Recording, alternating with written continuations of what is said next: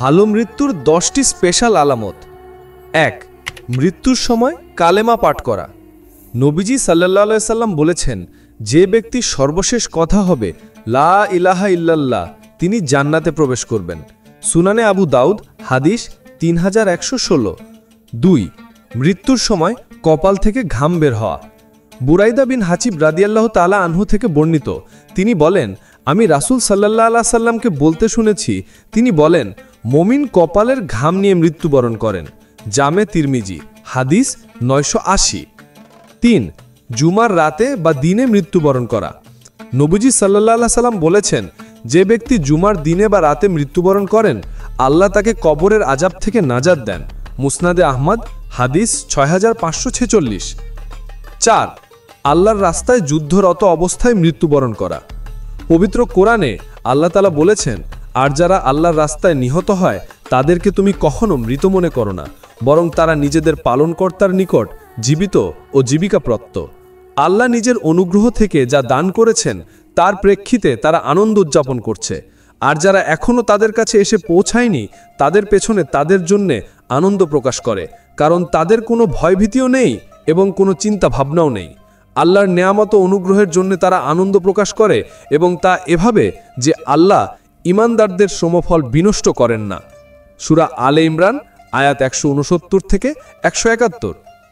এক হাদিসে নবীজি সাল্লাল্লাহু আলাইহি সাল্লাম বলেছেন, যে ব্যক্তি আল্লাহর রাহে নিহত হয় সে শহীদ, এবং যে ব্যক্তি আল্লাহর রাহে মারা যায় সেও শহীদ। সহিহ মুসলিম, হাদিস 1915। 5.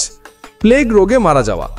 এ বিষয়ে এক হাদিসে আল্লাহ রাসূল সাল্লাল্লাহু আলাইহি সাল্লাম বলেছেন, প্লেগ রোগে মৃত্যু প্রত্যেক ঈমানদারের জন্য শাহাদাত। সহিহ বুখারী, হাদিস 2830, সহিহ মুসলিম, হাদিস 1916। আম্মাজান হযরত আয়েশা সিদ্দিকা রাদিয়াল্লাহু তাআলা আনহা থেকে বর্ণিত, তিনি বলেন, আমি রাসূল সাল্লাল্লাহু আলাইহি সাল্লামকে প্লেগ রোগ সম্পর্কে জিজ্ঞেস করেছি, তখন তিনি আমাকে জানান যে এটি হচ্ছে আল্লাহর পক্ষ থেকে আযাব।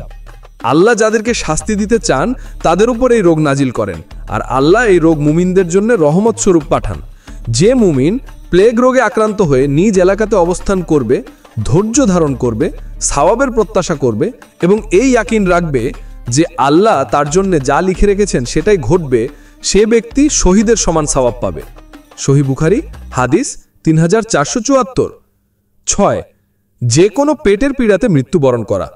নবীজি সাল্লাল্লাহু আলাইহি সাল্লাম বলেছেন, যে ব্যক্তি পেটের পীড়াতে মৃত্যুবরণ করবে সে শহীদ।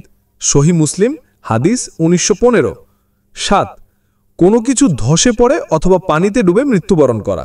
নবীজি সাল্লাল্লাহু আলাইহি সাল্লাম বলেছেন, 5 ধরনের মৃত্যু শাহাদাত হিসাবে গণ্য: প্লেগ রোগে মৃত্যু, পেটের পীড়ায় মৃত্যু, পানি ডুবে মৃত্যু, কোনো কিছু ধসে পড়ে মৃত্যু, এবং আল্লাহর রাস্তায় শহীদ হওয়া।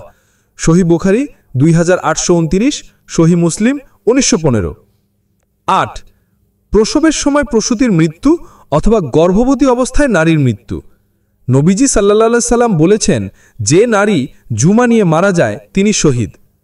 আবু দাউদ, হাদিস 3111। ইমাল খাত্তাবী বলেন, এই হাদিসের অর্থ হচ্ছে যে নারী পেটে বাচ্চা নিয়ে মারা যায়।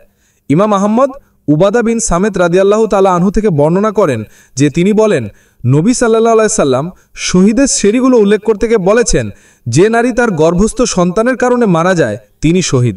সে নারীকে তার সন্তান সূরা বা নাভিরজ্জু ধরে টেনে জান্নাতে নিয়ে যাবে। নিজের ধর্ম, সম্পদ ও জীবন রক্ষা করতে গিয়ে মৃত্যুবরণ করা। নবী করিম সাল্লাল্লাহু আলাইহি সাল্লাম বলেছেন, যে ব্যক্তি তার সম্পদ রক্ষা গিয়ে মারা যায় সে শহীদ। যে ব্যক্তি তার ধর্ম রক্ষা গিয়ে মারা যায় সে শহীদ। যে ব্যক্তি তার জীবন রক্ষা গিয়ে মারা যায় সেও শহীদ। সহিহ বুখারী, হাদিস 2480। 9. আল্লাহর রাস্তায় প্রহরীর দায়িত্ব পালন করতে গিয়ে মৃত্যু।